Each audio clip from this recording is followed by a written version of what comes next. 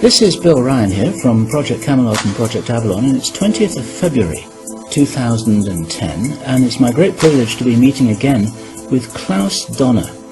And in this video presentation, it's going to be an interview of the difference, because I'm going to do very little talking indeed, maybe none at all.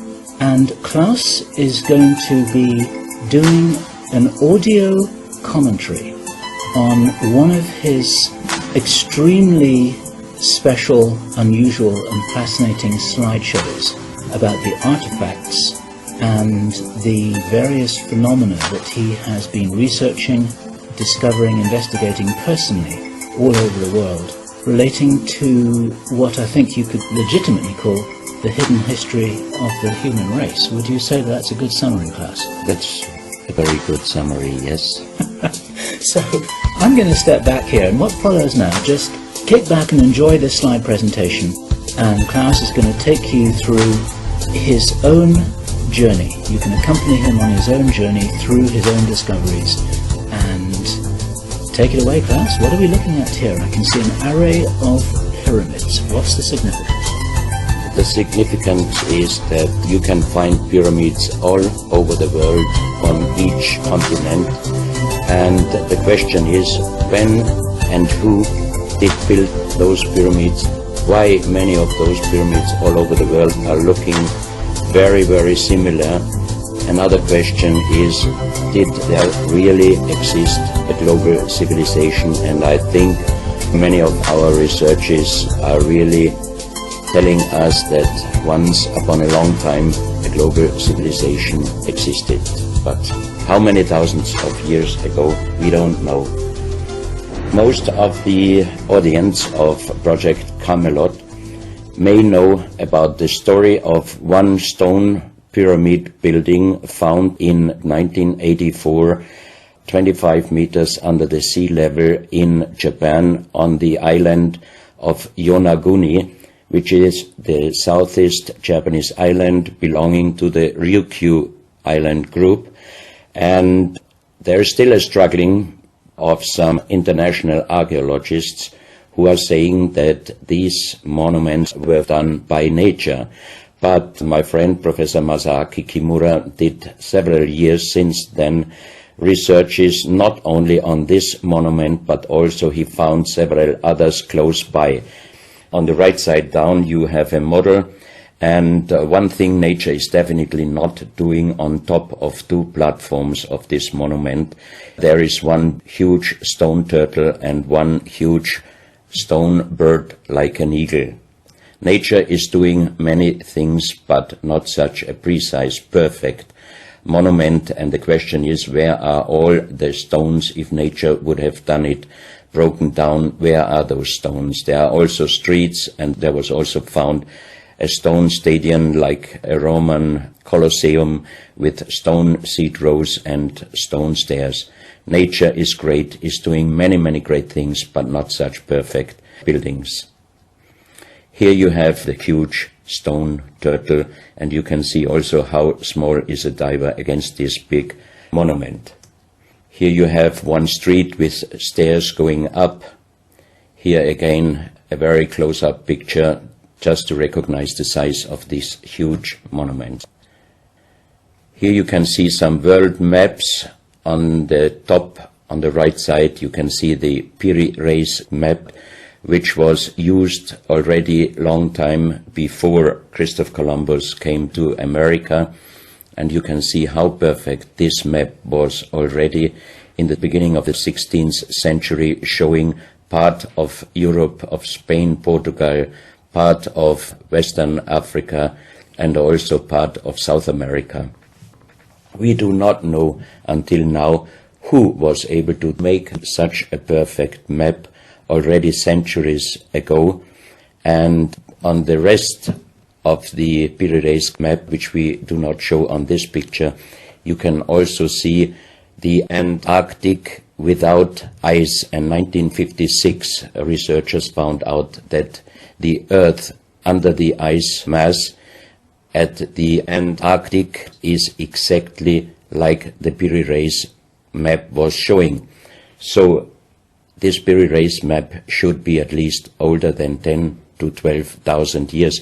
But the next question would be, who was able to make such a wonderful world map?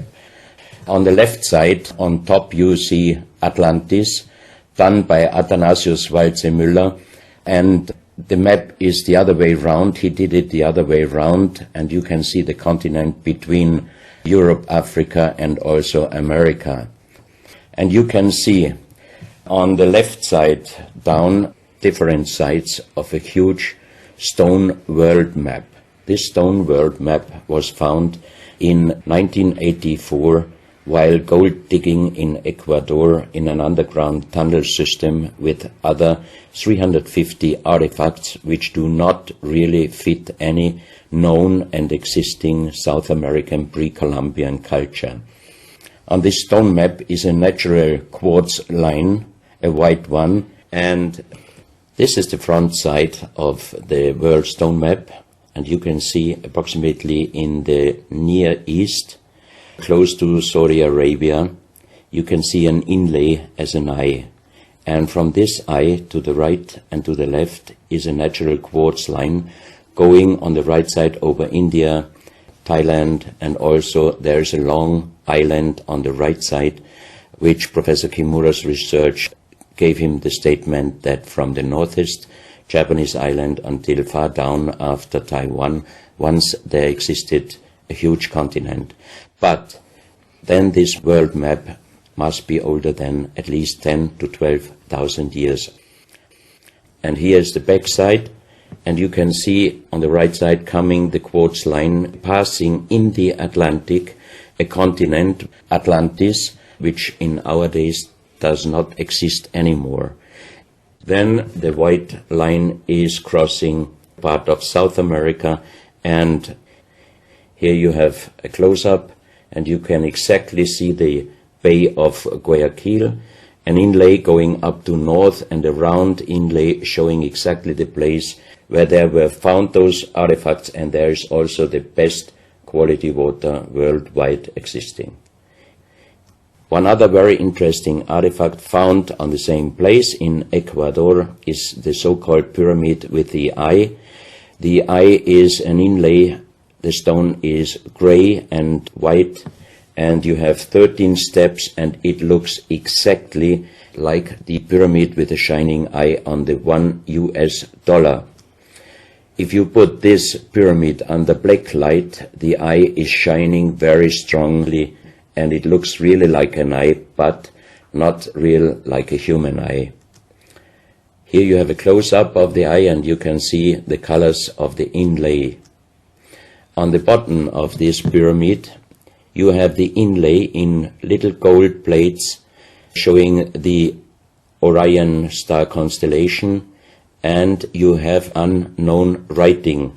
The translation of Professor Kurt Schildmann, who was the president of the German Linguistic Association, and he was perfect in more than 40 languages. He was able to translate this writing. He called it pre-Sanskrit because it is older than the oldest writing. And the translation of these 4 letters you can see here, his translation is "the Son of the Creator comes." As we found the same writing on stones in certain countries like Ecuador, Colombia, Illinois, United States, Clausel, France, Malta in the Mediterranean, Turkmenistan, Australia, and in southern Calabria, Italy, just a few years ago. Always there are stones and ceramics, terracotta, with the same writing. That means this writing existed once worldwide, and that means there must have been a global civilization older than Sanskrit, older than 6,000 years. And Professor Schildmann also told me that this writing has a little similarity to the Indus writing and also to the Easter Island writing. And as he said, this is older than Sanskrit. He called this writing pre-Sanskrit.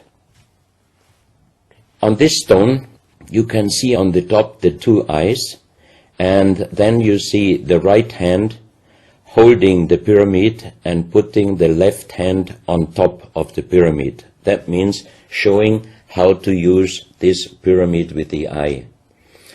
On this stone you can see an encarving, sitting a man on a stone, holding the pyramid exactly as it was shown on the artifact before. From his eyes are going rays out, and on the right side you see two bowed persons. On his head he has something like a small helmet, and from this helmet goes up like an antenna to a strange object over him. And here you have the photo of the discovered helmet. We could not yet make a metal research or checking what kind of metal was used, but you can see in the center of the helmet that something is missing, and that might have been this kind of antenna which was shown on the artifact before. Another very strange finding from the same place is one big jade cup and 12 little jade cups. As the 12 cups are man-made and each one is a little bit different in size, if you fill them up perfectly with water and you put the 12 cups of water inside the big cup is completely filled. The next strange thing is that you can see on the little cups numbers which are looking like the Mayan numbers, but if you compare them with the Mayan numbers, you find out that there are some little differences. And on the big cup you can see a perfect inlaid star constellation, also showing the Orion and other stars. And inside the big cup it is very, very magnetic, and outside the cup nearly nothing. Professional geologists are saying this is impossible, because if a stone has metal particles inside the stone, it must be same magnetic from both sides. Here you have a close-up of the big cup, and you can see a perfect inlay of star constellations, and they are shining very brightly if you put black light on it. Here you have some small cups that you can figure out more clearly the style of the numbers inlaid in a strange material, also shining under black light. That's another piece, a jade plate with the same star constellation inlay like on the big cup, and two persons facing the sky, and on the next picture you can see that also the eyes of these two statues and the star constellation is shining very strongly under black light. This was once a hard-formed brown stone, changing the color in the center of the stone into black, which usually in nature does not happen. And you can see, if you look very close, you can see a face with closed eyes, with a mouth, the nose, a long beard and long hair. On the left side, the face and also the stone is broken. This is the reverse side of this stone. You can see a spiral and a triangle. The center of the triangle is very magnetic, also shining under black light. Here we have the backside of a cobra. The cobra never existed in South America, but this one was found at the same place. On this side of the cobra head you have 33 lines, inlines. So 33 is also a very mystical number since long time. And on the left side and right side you have 7 points inlaid, and maybe these are the chakras. Also this cobra head is shining brightly if you put black light on it. Another object here, you have a perfect worked dolphin head, and also this artifact is shining under black light. Here you have a kind of stone helmet. You can put this granite stone helmet on your shoulders, or you can lay your head inside it, and the inlay points which you see on this helmet, some experts told me that these points are exactly the acupuncture points on the human head. Here you can see how it might have been used, and a few months ago they found at the same place an unfinished stone helmet. So that means that also some of these artifacts were made directly in Ecuador, but many years ago. And also the inlay on this object are shining under black light very bright. This is a fantastic jade snake, and also the inlay points are shining under black light. Here we have one artifact which is very perfectly carved on the back side, so that means it might have been used to put this artifact on the front of your forehead. You can see the two eyes inlaid, and on the reverse side you have the so-called third eye. Maybe this artifact was used for some ceremonies or for meditation. Here we have a jade plate with an inlay of a spiral, also shining brightly under black light. Another one, you can see 7 rings inlaid in the jade plate and also shining under black light. Maybe this also could be a presentation of the 7 chakras. Here is one of the ceramics found there. It's a great masterpiece, and the question is, how can you make this artifact out of one piece of ceramic? Here we have another pyramidal stone found also in Ecuador. On top you see the pyramid with the eye, and you have down several spirals and symbols. Some of them are very similar to the churchward Nakal plates, which he found 1880 in India, and the translation was talking about the sunken continent of Mu. This is a marble with another inlay of a spiral, also shining very brightly under black light.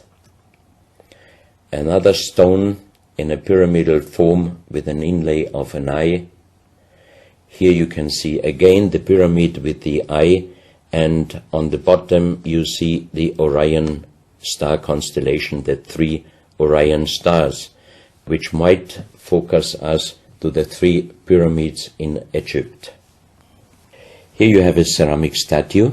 You can see the style of sitting is not real pre-Columbian style. It looks like the lotus seat from Asia. On top of this statue you have a head with some points, and it looks quite similar to many of the Buddha presentations. He holds a snake in his mouth.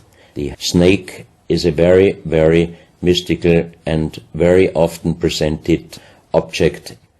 So that means this statue is not from any existing or known pre-Columbian culture. Even the next one, you can see that how this statue is sitting, it looks more the direction of Asia. On top of his head, again a very strange head, and in the center you can see like the head of a frog. Also the frog is a very mystical animal in old South American pre-Columbian culture, but also in Africa and also in Asia. Here another ceramic statue holding a kind of plate in his left hand, and it looks also not really pre-Columbian culture. This is another very strange artifact holding a stick with a snake. Again we have the snake here, and the question is where and who this statue was done. This is a photo of the Altiplano in Bolivia. Archaeologists and researchers found out that at least before 4,000 years, there was happen a very big impact in Argentina, and the shock wave of this big impact destroyed many stone buildings in the Altiplano of Bolivia. You have here a picture of Pumapunku, a very strange place close to Tiahuanaco in Bolivia, and you see tons of stone plates with perfect work on it, destroyed. Maybe this was the reaction to the big impact in Argentina. Here you have my friend Giancarlo Bonfanti, Italian researcher, in the center of the so-called Sun Gate in Tiahuanaco in Bolivia, and some researchers write that the figurines on top of this side of the Sun Gate are showing the Venus calendar.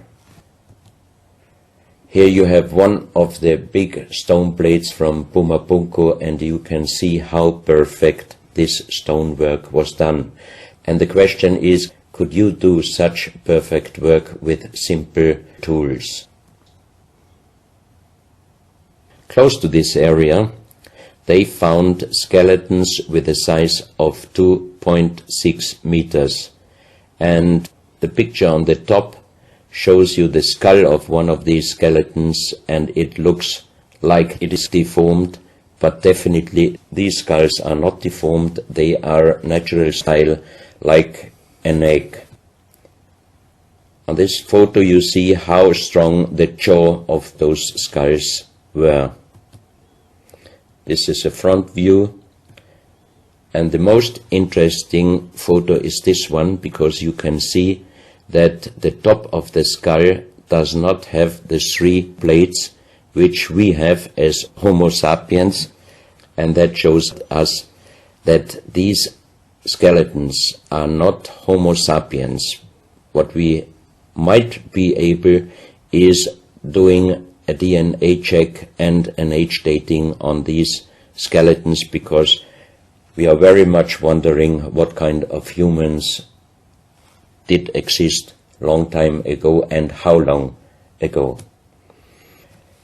On the next pictures I show you some artifacts found close by the real giants, and when I first time got this mask in my hands, I tried to look through the two eyes. At that time I didn't know that they were belonging to 2.6 meter skeletons, and I was just wondering, why did they make masks where you can only look out from one eye? But after knowing that those people were over 2.5 meters, I could imagine that their skull was of course bigger than our skull, and that's why these masks were for us oversized. That's another mask from Bolivia, another one with very wonderful encarving, many spirals and many symbols, which we also found in many other cultures. This is a very heavy stone figurine, and again here you can see on the top the head of a snake going down on his backside. This is the reverse side. You can see again the snake. So that means the snake must have been a very, very important animal in the past of our history. Here you can see a stone flute. The strange thing is that the vibration of the sound of these stone flutes is exactly the same as our brain waves. So that means maybe those flutes were used for meditation or for healing purposes. And each two holes are connected perfectly with each other. That means you can make perfect holes into this very, very hard stone, but how you connect with simple tools the two holes on the bottom, this would be, even in our days, a very difficult work to do. Because it's in the shape of a U and it curves around inside the stone. That's right. And with simple tools you are definitely not able to do such a work. And even the holes are very precise.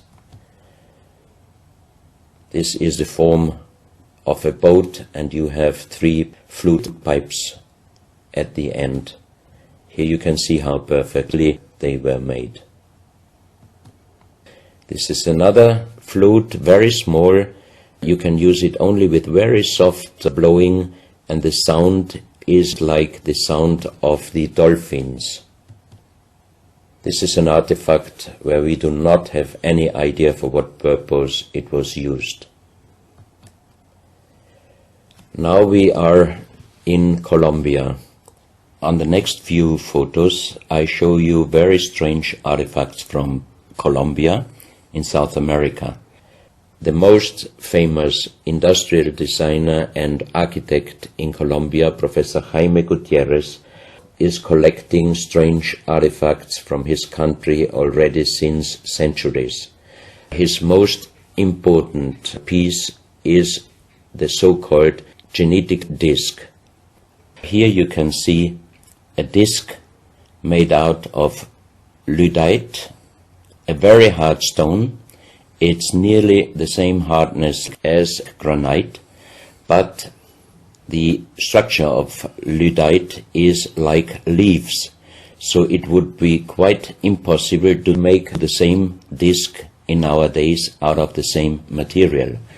The diameter of this disc, we call it the genetic disc, is about 27 centimeters. And on this disc you have several things presented which usually you can only see with a microscope. For example, on the left side, around 11 o'clock, you can see one egg, human egg, without, and another with spermia. On the right side, at approximately 1 o'clock, you can see some spermias, and then you have several very strange presentations which we could not explain. But here on the left side you have a microscopic photo from the inside of a lady done by a Swedish photographer, and you can see that the egg without and with spermia looks exactly like the presentation on this genetic disc.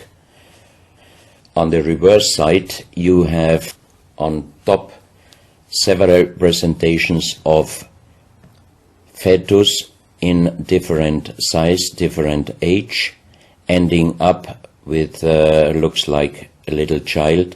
You see also at the end of the plate around 6 o'clock female and male, and also on the right side around 9 o'clock you can see the presentation of man, woman and child. But the strange thing is how they present those human-like heads. Here you can see a knife done by the same material, lyddite. On top of the knife, on the handle, you have mother's head. Beyond you have the child's head, and the umbilical cord is going around the neck of the child. So that means this knife would have been used to cut the umbilical cord, saving the child's life. This is a close-up mother, child and umbilical cord. This is an instrument. It might have been used for helping the child coming out, leaving the mother, when there were some complications. And it is also made out of the same material, lyddite. You have here the vagina and the child's head coming out. And on the reverse side, you can put only your thumb inside. That means you can only use this instrument with your fingers, meaning you cannot use power. So that means it might be safer helping the child leaving the mother than our instruments we are using in our days, because sometimes the modern instruments, while being used, can damage the child's head. This, we think, is a medical instrument. It is also Lyddite, and it's a perfect form. Another one, and these are other ones, they are very much smaller than shown on this photo. And when we did a material check in Vienna, the most expert worldwide checked those pieces. First of all, the material. Each one is done with Lyddite, and the form itself, he checked them, and finally he said, I cannot tell you how they were done, who did they make, but the only thing I can definitely tell you, from the same material in our days, we cannot make the same instruments. So how old they are we do not know, but as they were found in Colombia and they do not fit any existing pre-Columbian culture, we must consider that those artifacts are at least older than 6,000 years. But we cannot explain what kind of technology they did use to be able to make such instruments and such tools made with Lyddite. You can see each piece fits exactly every kind of hand, never mind how big the size of the hand was.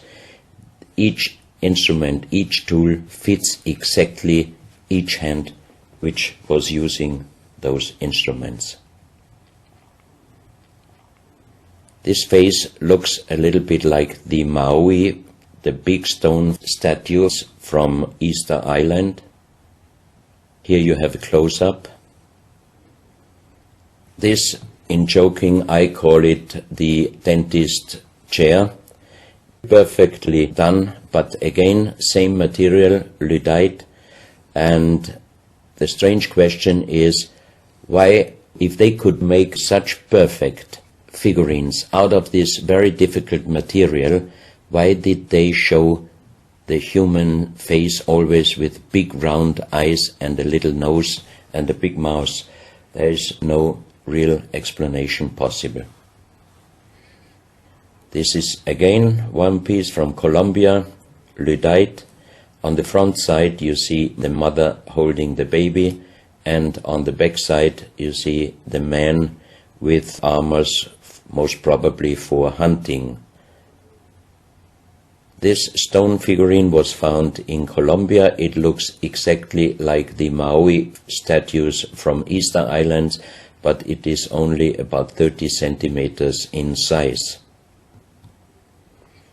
This is another masterpiece of stonework. You have on both sides presented one bird, but if you look at the front side, you can see that the two birds presenting a face, and on the left side, between the bird's head and the wings, you see again this unknown writing which we found on stones from all over the world. This is the mother holding a child, very strange face, and it's a kind of jade material. This is another stone from Colombia showing an armadillo. On top of the armadillo you can see a strange face with long ear and two horns on top. On this artifact you can see a smiling face on top. You have two triangles on this side, and on the other side, on the right side, you have a face. Again, the animal face on the right side, and some unknown symbols. And on the bottom of this object you see an animal, looks like a crocodile. Now we are moving to Guinea, West Africa, very close to the border with Mali. They found on a huge granite mountain the half portrait of a lady done in granite stone, and the size of this statue from top of the head until the middle of the torso is exactly 150 meters. So this is a real big question. who might have been able to do such a huge granite half-portrait in a mountain at least 10 to 12,000 years ago, because the Italian geologist Professor Pittoni was on the spot. He did these photos and he checked the earth on the bottom of this mountain, and his calculation was that this stone monument must have been done at least 10 to 12,000 years ago. But then we have the real big question: who could have been able to do such a big stone monument? Even in our days it would be impossible, or at least it would cost so much money that it would never be able to do. And if you look at the close-up of the face, some experts told me that this face definitely is not European, but also, of course, not black African. It must be either South American or Asian culture. But then again, we are at the point 10 to 12,000 years ago. It might be the civilization, the lost civilization from Atlantis. Close to this area in Sierra Leone, Professor Pittoni was in charge of diamond excavations.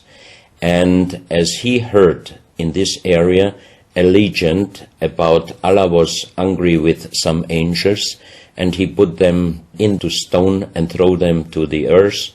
He put the sky, also made it into stone and throw it to the earth, and he put the stars and throw them to the earth. The legend says that the sky you can see on this stone, they call them sky stones, sky blue stones found in this area under the earth. And we did research in Vienna. This is definitely artificial stone. It's not a natural stone, and all the material could be found, but the only thing they could not inform us is what kind of color did they use to get this real sky blue color. The stone figurines found from 20 meters down to even 50 meters. Professor Pittoni always took some organic material from the finding place, and the age dating of those stone artifacts are from 2,500 years up to the oldest one, 17,000 years. Here you have a granite stone, so-called nomoli, stone nomoli, with very nice encarving. Here you have a man sitting on an elephant, as there are also the legends of giants all over Africa. You know how big is an elephant. It's a wonderful stonework. It's very hard and very heavy. There are also some artifacts showing half human or human with the head of a reptile, holding a kind of pot in their hand, and they could put something inside this pot, and also on top of several nomolis there is a hole for putting something inside, and most probably they were used for ceremonies. Here you have a kind of animal. It looks like a dinosaur. And when Professor Pittoni found this statue, it was making a strange noise. So he opened the statue, and they found inside the small black ball you can see on the bottom of the statue, and this was iron material. When we did the research on this artifact, and especially on this metal ball, next morning the professor called me and told me that somebody must have done a bad joke to me. I asked why. Because the result of the research was this metal material is chrome steel. And chrome steel was found first time at the beginning of the 20th century in Austria.